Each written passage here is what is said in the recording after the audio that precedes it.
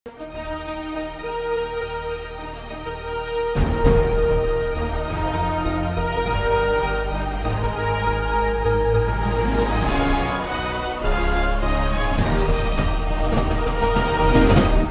பார்த்து கொண்டிருப்பது உங்கள் ஜாஷ்வா டிவி. சகல ஜனங்களுக்கும் நற்செய்தி.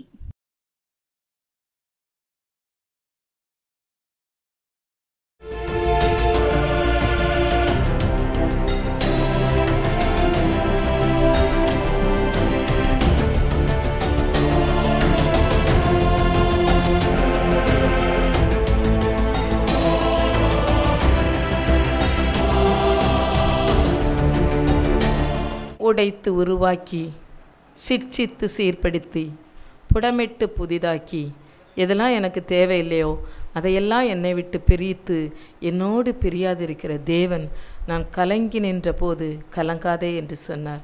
நான் முடியாது என்று சொன்னபோது உனக்கு முடியும் என்று சொல்லி எனக்கு சுக பலன் ஜீவன் கொடுத்து என்னை பாதுகாத்து வழி நடத்தி வந்த என் தேவாதி தேவன் இயேசு கிறிஸ்துவின் இனிதான நாமத்தினாலே ஜீசஸ் லவ்ஸ் பள்ளிகளின் சார்பாக ஜாஸ்வா டிவி நேயர்கள் அனைவருக்கும் வாழ்த்துதலையும் வணக்கத்தையும் தெரிவித்துக் கொள்கிறேன். அனைவருக்கும் சமாதானம் உண்டாவதாக. இந்த நாளிலும் கூட ஆண்டவருடைய ஆசீர்வாதத்தை நாம் பெற்றுக்கொள்வதற்கு என்னென்ன காரியங்கள்லாம் நம்ம செய்யணும் அப்படிங்கிறத பற்றி நிறைய காரியங்கள் இருக்குது. ஆனால் நம்ம ஒரு 3 காரியங்கள் மூலம் நம்ம ஆசீர்வாதத்தை பெற்றுக்கொள்ளலாம் என்பதை இப்பொழுது பார்க்கலாம். முதலாவது, ஆண்டவருடைய ஆசீர்வாதத்தை நாம் பெற்றுக்கொள்ள வேண்டும் என்றால் ஆண்டவருடைய வார்த்தைக்கு நம்ம கீழ்ப்படியணும். நம்ம சுயத்தில் நிறைய விஷயங்களை செஞ்சுட்டு எனக்கு ஆசீர்வாதம் கிடைக்கல நம்ம சொல்லவே முடியாது. இப்போ நம்ம உலக பிரகாரமாக பெற்றோருக்கு பிள்ளைங்க கீழ்ப்படிஞ்சாதான் அவங்க விருப்பப்பட்டதை நம்ம வாங்கி கொடுப்போம். பிள்ளைங்க அவங்க இஷ்டத்துக்கு போனாங்கன்னா நம்ம கண்டித்து சிட்சித்து சீர்படுத்துவோம். உலக பிரகாரமான பெற்றோரை அப்படி இருக்கும்போது நம்மை படைத்த தேவன் மற்றவங்களுக்கு முன்னால், உலக பிரகாரமான ஆண்டவரை அறியாத மக்களுக்கு முன்னால் நாம் நன்றாக இருக்கணும்னு நினைப்பார்லாம். கீழ்ப்படிதல் உள்ள பிள்ளையாக இருக்கணும்னு நினைப்பாங்களா? நல்ல கீழ்ப்படிதல் உள்ள பிள்ளைங்களை பாருங்களேன். ஏதாவது ஒரு சபையில் நிற்கும்போது, ஒரு கல்யாண மண்டபத்தில், ஏதோ ஒரு ஃபங்க்ஷனில் எங்கேயோ நிற்கும்போது அம்மா சொன்னோடனே கேட்குற பிள்ளைங்க, அப்பா சொன்னோடனே கேட்குற பிள்ளைங்களை பார்த்தோன்னே எவ்வளோ அழகாக பிள்ளை வளர்த்துருக்காங்க, எப்படி சொன்னபடி கேட்கு அப்படின்னு சொல்லுவாங்க. அதே நேரத்தில் எதிர்த்துக்கிட்டு போகிற பிள்ளைங்களையும் பார்ப்பாங்க, இது என்ன இந்த பிள்ளை ஒரு வார்த்தை கூட சொன்னபடி கேட்க மாட்டேக்கு, என்ன பிள்ளை வளர்த்துருக்காங்க அப்படின்னு சொல்லுவாங்க. அப்போ ஆண்டவர் நினைப்பார்லாம், அவருடைய பிள்ளைங்களாகிய நாம் மற்றவங்களுக்கு முன்னால் எப்படி வசனத்துக்கு கீழ்ப்படியணும்னு அவர் எதிர்பார்ப்பார்ல. அப்படி அந்த கீழ்ப்படிதல் பண்ணும்போது தான் அவர் நமக்கு ஆசீர்வாதத்தை கொடுக்க முடியும். அந்த கீழ்ப்படிதல் நம்மிடம் இருக்கிறதா? அதை நம்ம ஒரு வசனம் மூலம் பார்க்கலாம். பாருங்கள், லூக்கா 5ஆம் அதிகாரம் 4ஆம் வசனத்தில் சொல்லப்பட்டிருக்கு, ஆண்டவர் போதகம் பண்ணி முடித்த பின்பு சீமோன் பேதுருவை நோக்கி ஆழத்திலே தள்ளி கொண்டு போய் மீன் பிடிக்கும்படி உங்கள் வலைகளை போடுங்கள் அப்படின்னு சொல்கிறாரு.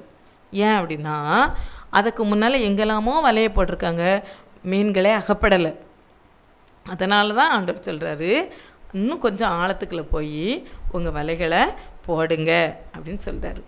போடுங்கன்னு சொன்ன உடனே சீமோன் பேதுரு உடனே போட்டாரா? போடலை. என்ன சொல்கிறாரு அப்படின்னா, நைட்டு ஃபுல்லாக பிரயாசப்பட்டிருக்கோம், ஒன்றும் அகப்படலை, சரி இருந்தாலும் நீங்கள் சொல்கிறீங்க போடுதே. ஆனால் நம்ம அப்படி சொல்லவே கூடாது. போடுன்னு சொன்னால் போடணும். ஆண்டவர் சொன்னார்னா ஏதோ ஒரு ஆசீர்வாதம் இல்லாமல் இதை செய்யின்னு சொல்லவே மாட்டார். ஆனால் பேதுரு சொன்ன உடனே போட்டும் ஒரு பிரயோஜனமும் இல்லை, ஆகிலும் அந்தபடியே அவர்கள் செய்து என்ன செஞ்சாங்களாம்? வலை கிழியத்தக்கதாக மிகுதியான மீன்களை பிடித்தார். வலை கிழிஞ்சு இழுக்கவே முடியலையும், அவ்வளவு மீன்களை பிடித்தாராம். அப்போ கீழ்ப்படியும் போது எவ்வளோ பெரிய ஆசீர்வாதம்! அமுக்கி குலுக்கி சரிந்து போகும் அளவில் இழுக்கவே முடியலை, அவ்வளவு ஆசீர்வாதம் ஆண்டவர் கீழ்ப்படித காரணத்துக்காக. அதனால தான் ஆண்டவர் நம்மளை அழைக்கும்போது ஏதாவது இருக்கட்டும், எல்லாரையும் ஆண்டவர் ஊழியத்துக்கு அழைக்க மாட்டார். ஒவ்வொருத்தருக்கும் ஒவ்வொரு பொறுப்பு கொடுத்துருப்பாரு. குடும்பத்தை பெஸ்ட்டாக நடத்தணும். சிலவர் ஆலயத்தில் சில ஊழியங்களை கொடுப்பாரு. சிலவர் வேலை செஞ்சுக்கிட்டே 15 நேர ஊழியம், சிலவருக்கு முழு நேர ஊழியம், சிலவருக்கு டைம் கிடைக்கும் போதெல்லாம் ஊழியம், சிலவருக்கு எதுவுமே செய்ய மாட்டார் ஆண்டவர். அவங்க ஆண்டவருடைய வசனத்தின்படி கீழ்ப்படிந்து இவங்க நடக்கையை பார்த்து மற்றவங்களை ஆண்டவர்களை கொண்டு வர்றாரு. இப்படி நிறைய இருக்குது. ஆனால் எந்த காரியத்துக்கு ஆண்டவர் அழைக்காரோ அவர் அழைக்கும்போது நம்ம போயிட்டோம் அப்படின்னா மீன்கள், அதாவது வலையில் அகப்பட்ட மீன்களைப் போல ஈஸியாக வந்துடலாம். அவர் அழைக்கும்போது நம்ம போகலைன்னா பார்த்துக்கலாம், இன்னும் தெளிவாக ஆண்டவர் அழைக்கட்டும், தெளிவாக சொல்லட்டும், அதுக்கு பிறகு போகும் அப்படின்னு நம்ம நினைத்தோம் என்றால் ஆண்டவர் தூண்டில் போடுவாராம். தூண்டில் எப்படி இருக்கும்? மீனை குத்தி கிழிச்சி ரத்தம் வரும்படி ஆக்கும். அப்போ ஆண்டவர் அழைத்த உடனே நம்ம போகலை அப்படின்னா சில சிக்ஷைகளை கொடுத்து, ஏதாவது காரியங்கள் இருக்கலாம், நோய்வாய்ப்படலாம், ஏதோ ஆக்சிடெண்ட் ஆகலாம், ஏதோ பணப்பிரச்சனை வரலாம், வேதனைகள் வரலாம், ஏதோ காரியங்கள் நடக்காமல் இருக்கலாம். அதுக்கப்புறம் உணர்வோம், ஆண்டவர் அழைச்சது நம்ம போகாததுனால ஏதானோன்னு சொல்லி. அப்போ ஆண்டவர் அழைச்ச உடனே நம்ம போயிட்டோன்னா வலையில் அகப்பட்ட மீன் போல் எளிதாக வந்துடலாம். அவர் அழைப்புக்கு நாம் தாமதப்படுத்தும் போது, கீழ்ப்படியாமல் இருக்கும்போது தான் தூண்டில் போட வேண்டியிருக்கும். ஆண்டவர் அழைச்சார்னா என்ன அழைப்பாகவும் இருக்கட்டும் உடனே ஏற்றுக்கொள்ள வேண்டும். அப்படி கீழ்ப்படியும் போது தான் எப்படி வலை கிழியத்தக்கதாக மீன்கள் கிடைத்ததோ அதே மாதிரி நம்மளால் சுமக்க முடியாத ஆசீர்வாதத்தை ஆண்டவர் தருவார். இரண்டாவது பாருங்க, ஆண்டவர் நம்மளை அழைக்கும்போது தயக்கம், கீழ்ப்படியாமல் தயக்கம் காட்டுவாங்க சில பேர். நல்லா பாருங்களேன், ஆண்டவர் நமக்கு ஒன்று கொடுக்கணும்னு வச்சுருந்தானுங்களேன், யாரும் தடுக்க முடியாது. ஆனால் இது கொடுக்கவே கூடாதுன்னு வச்சுருந்தானு யாரும் கொடுக்கவே முடியாது. தடுத்து வச்சிட்டாருனா அதை யாரும் கொடுக்க முடியாது. கொடுக்கணும்னு நினச்சிட்டாருனா யாரும் தடுக்க முடியாது. ஆனால் ஆண்டவருடைய வார்த்தைக்கு கீழ்ப்படியணும். அதுக்கடுத்து தயக்கம், செய்யவா வேண்டாமா, போமா வேண்டாமா, இப்படி எந்த குழப்பமும் நமக்கு வரக்கூடாது. அதுக்கு ஒரு எக்ஸாம்பிள் பாருங்களேன். நிலாவில் முதலாக கால் வைத்தவர் யார் அப்படின்னு சொன்னால் நம்ம உடனே சொல்லுவோம் நீல் ஆம்ஸ்ட்ராங்னு. ஆனால் கரெக்டாக கால் வைக்க வேண்டியது யார் தெரியுமா? Edward Aldrin. அந்த விஞ்ஞானி தான் வச்சுருக்கணும். இங்கேருந்து அவங்களுக்கு இன்ஸ்ட்ரக்ஷன் கொடுத்து அனுப்புகிறாங்க ராக்கெட்டில் போய் நிலாவில் கால் வைக்கிறதுக்கு. அப்போ ஃபஸ்ட்டில் கொடுத்தது எட்வர்ட் ஆல்ட்ரின் தான் கொடுக்காங்க. கீழேருந்து கமாண்ட் வந்த உடனே அவர் காலை கொண்டு நிலாவில் வைக்கணும். கமாண்ட் வந்தாச்சு, ஆனால் எட்வர்ட் ஆல்ட்ரின் பயந்துட்டார், திகைச்சிட்டார், அப்படி யோசிச்சிட்டார். உடனே அடுத்த கமாண்ட் யாருக்கு போகுது? நீல் ஆம்ஸ்ட்ராங் போகுது. அவர் வச்சுட்டார்.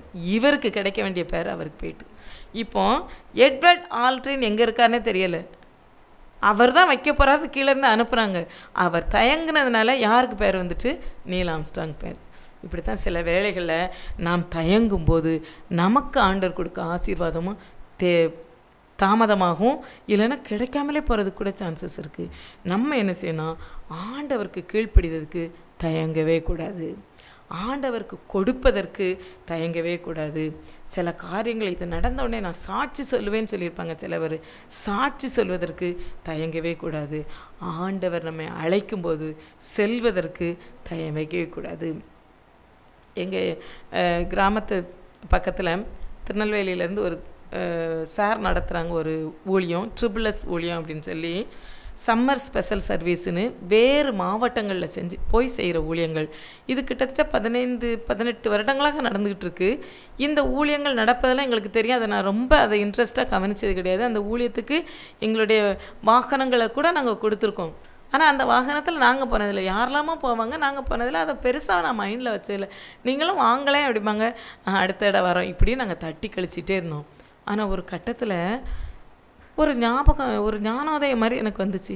எதுக்கு நம்ம வாகனத்தில் யாரெல்லாமோ போகிறாங்க, நம்ம ஏன் போகாமல் இருக்கோம் அப்படின்னு சொல்லி லேட்டாக தான் நாங்கள் அதில் போக ஆரம்பித்தோம். ஒவ்வொரு வருடமும் மே மாதத்தில் அந்த ஊழியம் நடக்கும். இந்த மே மாதத்தில் 13ஆம் தேதியிலேருந்து 17ஆம் தேதி வரைக்கும் எங்கே நடக்குன்னா திண்டிவனம், சென்னை அருகில் உள்ள திண்டிவனத்தில் கிட்டத்தட்ட 30 கிராமங்கள் சந்திப்பதற்காக அதில் நாங்களும் கடந்து செல்கிறோம். இந்த ஊழியத்தில் ஆரம்பத்தில் நாங்கள் போனதே கிடையாது. அதை நான் பெருசாக நினச்சதே கிடையாது. ஆனால் எப்போ ஆண்டவர் போகணுங்க உந்துதலை என் இருதயத்தில் கொடுத்தாரோ அதுக்கப்புறம் தொடர்ந்து நாங்கள் குடும்பமாக அந்த ஊழியத்துக்கு நாங்கள் சென்று வருகிறோம். அந்த ஊழியத்துக்கு சென்ற பிறகு, அந்த ஊழியத்தில் நாங்கள் பங்கு கொண்ட பிறகு நிறைய தடைகள் அகன்றது எங்களுக்கு. இதெல்லாம் எப்படி செய்ய போகிறோன்னு நினச்சிட்டு இருப்போம். ஈஸியாக நடந்து நிறைய காரியங்கள், ஸ்கூல் விஷயமாகவும் இருக்கட்டும், குடும்ப விஷயமாக இருக்கட்டும், தனிப்பட்ட விஷயமா நிறைய காரியங்கள். அப்போ தான் யோசித்தேன், நான் இவ்வளோ காலம் இந்த ஊழியத்தை நம்ம ஏன் விட்டோம், ஏன்னா நம்ம எங்கேயும் அலைய வேண்டிய அவசியம் இல்லை. அவங்க தான் நம்மளை கூட்டு போகிறாங்க, தங்குத இடம் கொடுக்க போகிறாங்க, ஃபுட்டு கொடுக்க போகிறாங்க. போய் சிறு பிள்ளைங்களுக்கு ஆண்டவரை சொல்கிறதுக்கு நம்ம இவ்வளோ தயங்கினோமே. அப்போ தயங்கி தாமதமாக போகும்போது ஆண்டவர் எப்படி நமக்கு ஆசீர்வாதத்தை கொடுக்காரு பாருங்களேன். அந்த தாமதம் ஆசீர்வாதமும் தாமதமாயிற்று. இதற்கு முன்னாலே பிறந்தால் எப்போவோ கொடுத்துருப்பார் ஆண்டவர். அப்போ இந்த தயக்கங்கள் நிறைய இடங்களில் நமக்கு ஆசீர்வாத தடைகளாக தான் இருக்க ஒழிய, அது தாமதப்படுத்த தான் இருக்க ஒழிய உடனே நடக்க மாட்டேங்குது. காரணம் என்னென்னா நம்மளுடைய கீழ்ப்படியாமை, நம்முடைய தயக்கம். செய்வோமா வேண்டாமா? சில நேரங்களில் நம்ம ஆண்டவர்கிட்ட ஆலோசனை கேட்கறதுக்கு பதில் நம்ம தெரிஞ்சவங்க இல்லை பக்கத்தில் இருக்கவங்க இல்லை ஃப்ரெண்ட்ஸ்கிட்ட போய் ஆலோசனை கேட்டுக்கிட்டு இருப்போம். அந்த ஆலோசனை என்ன ஆகும் அப்படின்னா, ஒவ்வொருத்தரும் அவங்க மைண்டுக்கு தகுந்த அப்படி தான் சொல்லுவாங்க. ஆண்டவருடைய ஆலோசனை அப்படி இருக்காது. அவர் சொன்னார்னா நேர்த்தியாக இருக்கும், சரியாக இருக்கும். நம்ம போகும் பதையை நீட் பண்ணி வச்சுருவார், ஸ்பீடு பிரேக்கு கூட இல்லாமல் ஆக்கி வச்சுருவார். ஆனால் மனிதர்களுடைய ஆலோசனை என்ன ஆகும் அப்படின்னா, இன்னும் நம்மளை குழப்பமோ ஒழிய தெளிவு வராது. ஆண்டவர் சொல்றாரு, முன்மேல் என் கண்ணை வைத்து உனக்கு ஆலோசனை சொல்வேன், உன் காலுக்கு வெளிச்சமாக இருப்பேன். காலுக்கு வெளிச்சமாக எந்த மனுஷனும் இருக்க முடியுமா சொல்லுங்கள்? டார்ச் அடிக்கலாம், அங்கே அடிக்கலாம், ஆனால் காலு பக்கத்துலேயே வெளிச்சமாக்குவார் ஆண்டவர். ஒரு ஸ்டெப்பு தூக்கி வைக்கும்போதே வெளிச்சத்தோடு நம்ம தூக்கி வைப்போமா? ஆலோசனை கொடுப்பார். கலங்கி நின்ற வேளையில் ஆறுதல் கொடுப்பார். அவர் கொடுக்க மாதிரி ஆறுதல் யாருமே கொடுக்க முடியாது. மனுஷன் கொடுக்க ஆறுதல் என்ன செய்யும்? கொஞ்ச நேரத்துக்கு அவங்க சொல்கிற எக்ஸாம்பிள் அல்ல அதை விட சோகமான ஒரு விஷயத்தை சொல்லி ஆறுதல் படுத்துவாங்க, அது கொஞ்ச நேரத்துக்கு நிற்கும். ஆனால் ஆண்டவர் கொடுக்கக்கூடிய ஆறுதல் நித்தியமாக இருக்கும். எங்கள் வாழ்க்கையெல்லாம் ஆண்டவர் செஞ்சுருக்க ஆறுதல்கள்லாம் சொல்லி மாளாத அவ்வளவு காரியங்கள் எங்களுக்கு செஞ்சுருக்காரு. நிறைய ஆலோசனைகள் சொல்லியிருக்காரு. ஆண்டவருடைய ஆலோசனை நம்ம பெற்றுக்கொள்ளணும்னா என்ன செய்யணுமா? பொதுவாக அதிகாலையில் அவரை தேடணும். ஏன் அப்படின்னா, நைட்டு ஃபுல்லாக நல்லா ரெஸ்ட் எடுத்துருப்போம், மைண்டு இருதயம் எல்லாம் ஃப்ரீயாக இருக்கும். அந்த டைமில் நம்ம ஆண்டவரை தேடும்போது அவரை தவிர வேறு சிந்தனையே நம்ம இருதயத்துக்குள்ளே வராது. அப்படி அவரை தேடும்போது என்ன ஆகும் அப்படின்னா, அவர் கொடுக்கக்கூடிய ஆலோசனைகள் எளிதாக நம்ம சிந்தைக்குள்ளேயும் போகும், இருதயத்துக்குள்ளேயும் போகும். சமாதானமாக காலையில் எப்போ ஆண்டவர் நல்ல வசனம் கொடுத்துருக்காரு, இந்த நாள் முழுவதும் என்ன நடத்துவேன்னு சொல்லியிருக்காரு. கலங்காதே இருக்கார், திகையாதே, பயப்படாதே, நான் உன் கூட இருக்கேன், உனக்கு முன்னால் போகிறேன், உன் கரத்தை பிடிச்சிருக்கேன், பயப்படாத, இவ்வளோ அழகாக சொல்லியிருக்காரு. எனக்கு என்ன காரியம் இருந்தாலும் நான் பயப்பட போகிறதே இல்லை, தைரியமாக அந்த நாளை கடத்துவோம். அதனால்தான் அதிகாலையில் என்னை தேடுகிறவர்கள் என்னை கண்டடைவார்கள்னு ஆண்டவர் சொல்லியிருக்காரு. ஏன்னா எல்லாம் பீஸ்ஃபுல்லாக இருக்கும் அந்த டைமில்.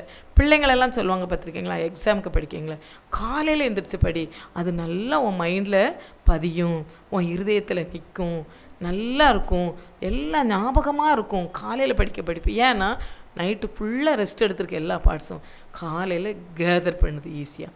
அதே மாதிரி தான் காலையில் ஆண்டவரை தேடும்போது அவர் கொடுக்க வார்த்தைகள், அவர் நம்மோடு பேசுகிற பேச்சுக்கள் அவ்வளோ அழகாக இருக்கும் இருதயத்துக்கு. அதை எல்லாமே அனுபவித்து பாருங்கள். கர்த்தர் நல்லவர் என்பதை ருசித்து பார்க்கணும். பழத்தை கடித்து தின்னா தான் இனிக்கா பிடிக்கான்னு தெரியும். இப்போல்லாம் மாம்பழ சீசன் ஆரம்பிச்சுட்டு எல்லாருமே இந்த மாம்பழம் நல்லாயிருக்கும்னு சொல்லி தான் விற்காங்க. நம்ம வாங்கி வெட்டி வீட்டில் சாப்பிட்டு போங்க, பார்க்கும்போது இது புளிக்கு, இது நல்லா இருக்குன்னு தெரியும். அதே மாதிரி தான் ஆண்டவரை ருசித்து பாருங்கள்.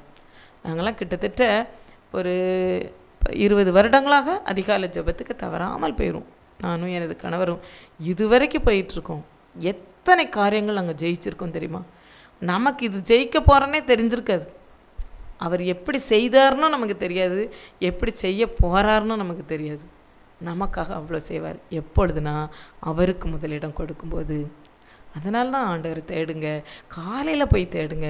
காலையில் அவர் ஒருவேளை நமக்கு ஆலயத்துக்கு போகிறதுக்கு வசதி இல்லை, தூரத்தில் இருக்குது, இல்லை எங்கள் ஊரில் ஆலயமே இல்லை அப்படின்னு நினச்சிங்கன்னா, நீங்கள் எழும்பி ப்ரஷ் பண்ணி நீட்டாக ட்ரெஸ்ஸை மாற்றிட்டு ஒரு ஓரத்தில் உங்கள் வீட்டில் ஏதாவது ஒரு ஓரத்தில் உட்காந்து ஒரு அரை மணி நேரம் அவர் பாதத்தில் உட்காந்து பாருங்களேன், சோஸ்திரம் மட்டும் சொல்லி பாருங்களேன். அதை மாதிரி பிளெஸ்ஸிங் எங்கேயுமே கிடைக்காது. நான் அனுபவித்ததுனால உங்களுக்கு சொல்கிறேன். அடுத்து பாருங்கள், முதலாவது கீழ்ப்படிதல், ரெண்டாவது தயக்கத்தை விடணும், மூன்றாவது அவரோடு இருக்கணும், அவரை தேடணும். நிறைய நேரங்களில் ஆண்டவர் நம்ம கூட இருப்பார், நம்ம எங்கேயே போயிடுவோம். அப்படி இல்லை, அவரோடு நாம் இருக்கணும், அவரை தேட வேண்டும். எங்கே பாருங்கள், 2 நாளாகமும் 15ஆம் அதிகாரம் 2ஆம் வசனத்தின் பின்பகுதியில் பாருங்களேன், நீங்கள் கர்த்தரோடு இருந்தால் அவர் உங்களோடு இருப்பார், நீங்கள் அவரை தேடினால் உங்களுக்கு வெளிப்படுவார். அவரை விட்டீர்களே ஆகில் அவர் உங்களை விட்டு விடுவார். சின்ன பிள்ளைங்களை கையை பிடிச்சி கூப்பிட்டு போவாங்க சில திருவிழாக்களுக்கு, ஃபங்க்ஷனுக்கெலாம். அது எங்கேயாவது பார்த்துட்டு நம்ம கையை விட்டோம்னுங்க, நம்மளும் விட்டுருவோம்.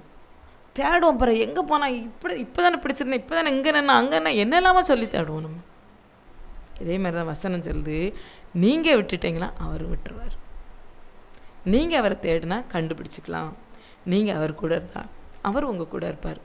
இப்போ பாருங்களேன், நம்ம ஒரு ரிலேஷன்ஷிப் இருக்கோம், ஒரு வீட்டுக்கு போயிருக்கோம், நமக்கு ரொம்ப வேண்டியவங்க ஒரு ஃப்ரெண்டு அல்லது நெருங்கின ரிலேஷன் அல்லது டிஸ்டன்ஸ் ரிலேஷன் ரொம்ப பிடிக்கும். அவங்க கூட இருந்தால் தானே அவங்க நம்ம கூட இருப்பாங்க. நம்மளை தேடவே இல்லை, நம்ம அவங்க வீட்டுக்கே போகலை, ஃபோன்லேயே பேசிகிட்டு இருந்தால் எப்படி நம்ம கூட இருப்பாங்க?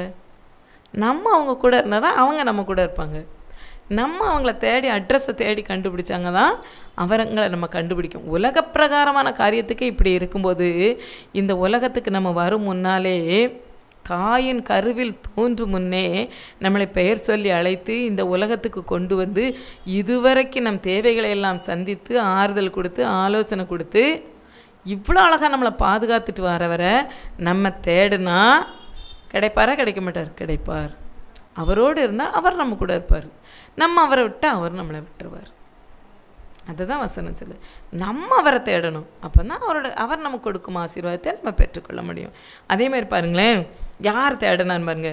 அதே 2 நாளாகம 14ஆம் அதிகாரம் 2ஆம் வசனத்தில் சொல்லப்பட்டிருக்கு பாருங்களேன்.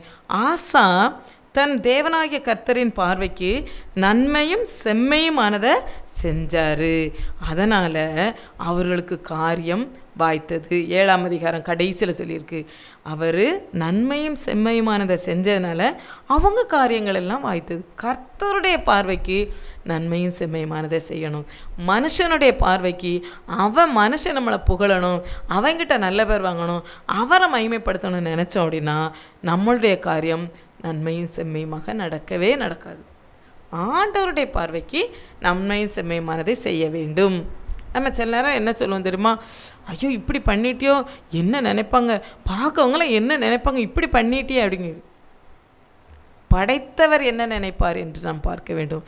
பார்க்கவங்க என்ன நினைச்சாலும் நமக்கு கவலை இல்லை. படைத்தவர் என்ன நினைப்பாருங்க உணர்வு, பயத்தோடு நம்ம காரியங்கள் இருக்க வேண்டும். அப்படி இருந்தால் தான் நாம் செய்யும் காரியங்கள் வாய்க்கும். மனிதர்கள் பார்க்கணும், மனுஷனை திருப்திப்படுத்தணும். ஐயோ அவன் என்ன நினச்சிடும், இவன் என்ன நினச்சிடும் நினச்சோம் அப்படின்னா ஆண்டவரை நம்ம மகிமைப்படுத்த முடியாது. அவருக்கு நலமானதை நாம் செய்ய முடியாது. அதுக்கடுத்து அதே ஆசா என்ன செஞ்சுருக்காரு பாருங்களேன். 2 நாளாகமம் 15ஆம் அதிகாரம் 8ஆம் வசனத்தில் பாருங்களேன். அவர் சொல்கிறாரு, எப்பிராயிம் மலை தேசத்தில் தான் பிடித்த பட்டணங்களெல்லாம் அகற்றி மண்டபத்தெல்லாம் முன்னால் இருந்ததெல்லாம் உடச்சி பலிபீடத்தெல்லாம் தகர்த்து ஆண்டவருக்கு பிரியமானதை அங்கே கொண்டு வந்தாராம். அப்போ அருவருப்புகளை அகற்றினார். ஆண்டவருக்கு பிடிக்காத அருவருப்புகள், இப்போ நம்ம போய் எந்த மண்டபத்தையும் இடிக்கணும் அப்படிலாம் இல்லை. ஆண்டவருக்கு பிடிக்காத எந்த காரியம் நம்மகிட்ட இருக்கக்கூடாது. ஆண்டவருக்கு பிடிக்காத எல்லாமே விக்கிரகம் தான். அவருக்கு பிடிக்காததை அகற்றிட்டாலே, அருவருப்புகளை அகற்றிட்டாலே அவர் நம் காரியங்களை வாய்க்க செய்வார். அப்போ ஆண்டவருடைய ஆசீர்வாதத்தை நம்ம பெறணும்னா என்ன செய்யணும்? அவருடைய வார்த்தைக்கு கீழ்ப்படியணும். அவர் சொன்னால் தயக்கம் இல்லாமல் ஏற்றுக்கொள்ள வேண்டும். அவரோடு இருக்கணும், அவரை தேட வேண்டும். இப்படி இருந்தோம் அப்படின்னா ஆண்டவருடைய ஆசீர்வாதத்தை நாம் பெற்றுக்கொள்ளலாம்.